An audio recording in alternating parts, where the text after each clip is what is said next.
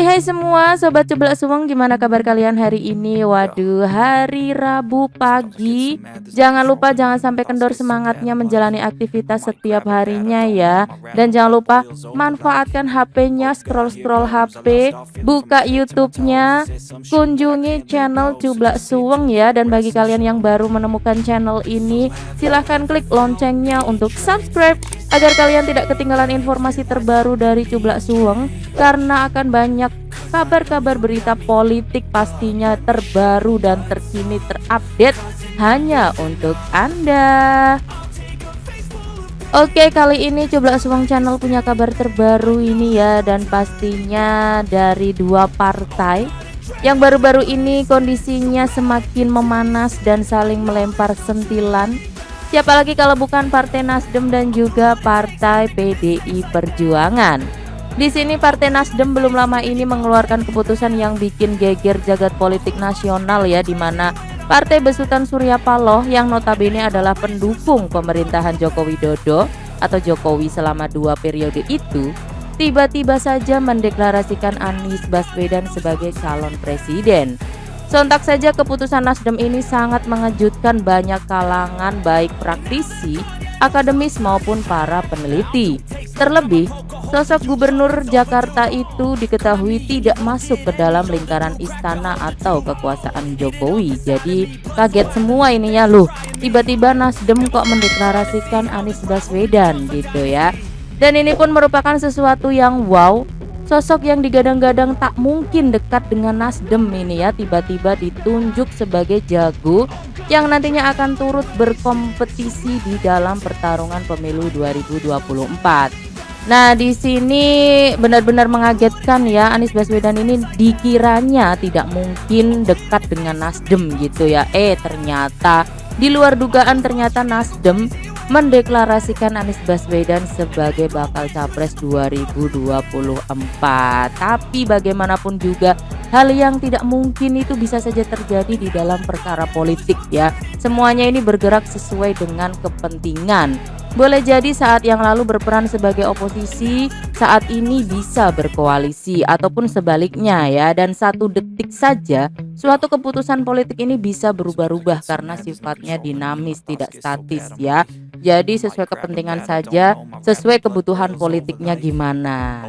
Dan berawal dari deklarasi Anies Baswedan ini sebagai bakal capres 2024 dari Nasdem, membuat partai yang lain ikut bereaksi ya, antara lain yaitu PDI Perjuangan yang hingga kini masih memberikan sentilan-sentilan terkait dengan deklarasinya Anies Baswedan ini ya, padahal masih dalam pemerintahan Bapak Jokowi. Namun berbeda dengan langkahnya Nasdem yang terang-terangan sudah mendeklarasikan bakal capresnya 2024 yaitu Bapak Anies. Partai pemenang pemilu 2019 yaitu PDIP ini malah sampai saat ini cenderung belum melakukan sesuatu yang berarti ya. Di sini PDIP menyuguhkan fenomena menarik di tengah-tengah manuver partai-partai politik lainnya. Di saat yang lain sudah gencar-gencarnya mendeklarasikan siapa yang akan menjadi capres, di sini PDIP cenderung lebih diam untuk deklarasi capresnya ya. Mungkin kenapa ini ya, entah karena PDIP sudah terlanjur memberikan mandat capres cawapresnya kepada Ketua Umum Megawati Soekarno Putri, makanya mereka masih diam. Atau mungkin sebagai partai penguasa, PDIP itu ingin membuktikan bahwa partai berlambang moncong putih itu tetap tenang, fokus dan konsisten menyelesaikan tugas-tugas pemerintahan dulu sampai kelar.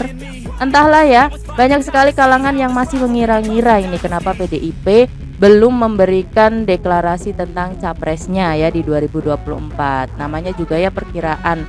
Yang jelas diamnya PDIP ini memunculkan teka-teki yang beragam ya.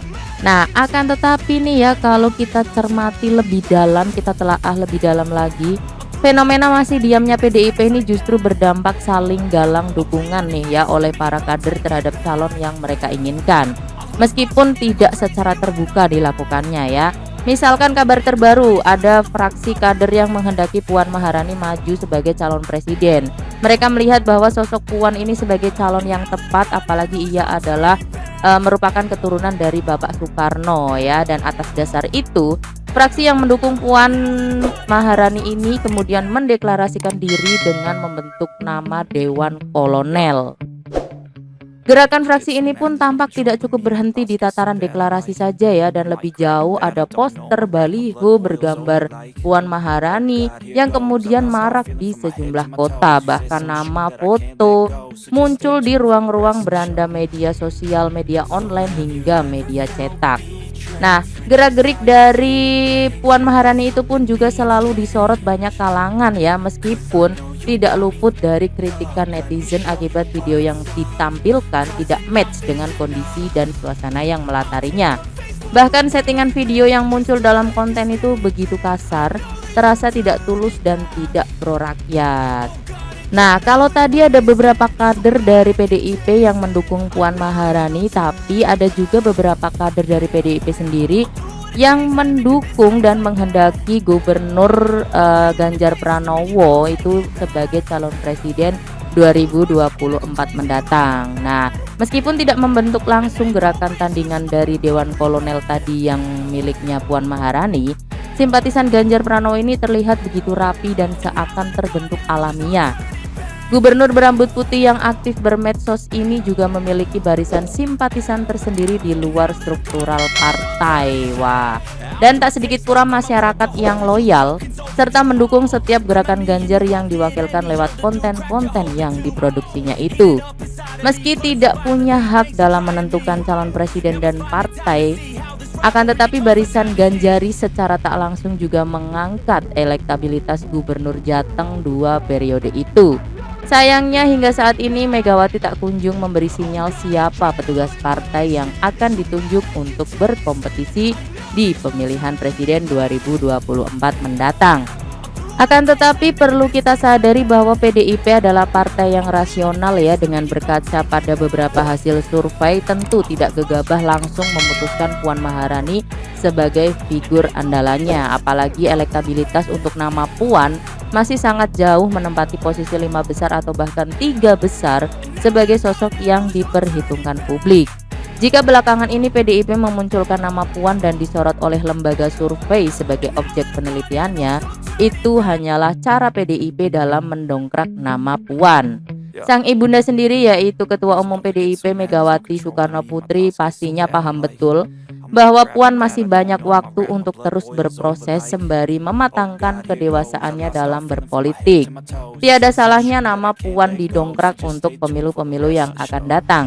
Sedangkan untuk Ganjar, selain juga kader dan memiliki mesin politik yang sudah tertata dengan baik, juga sangat potensial sebagai figur capres 2024 dari elektabilitas yang dimilikinya. Namanya pun selalu di posisi 3 besar hasil survei nasional.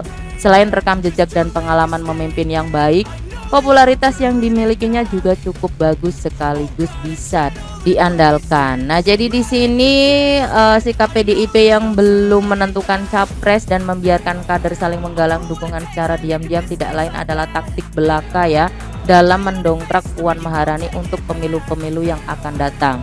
PDIP juga akan merasa rugi nih jika mengabaikan potensi Ganjar Pranowo dengan segala potensi dan elektabilitas yang bagus. Jadi gimana nih menurut pendapat kalian? Silahkan tulis di kolom komentar ya tentang dua partai ini yang sepertinya masih saling bersentilan ya, dan kondisinya semakin memanas, namanya juga politik ya. Dan jangan lupa untuk selalu support channel Coblak Suweng. Sampai jumpa di video selanjutnya.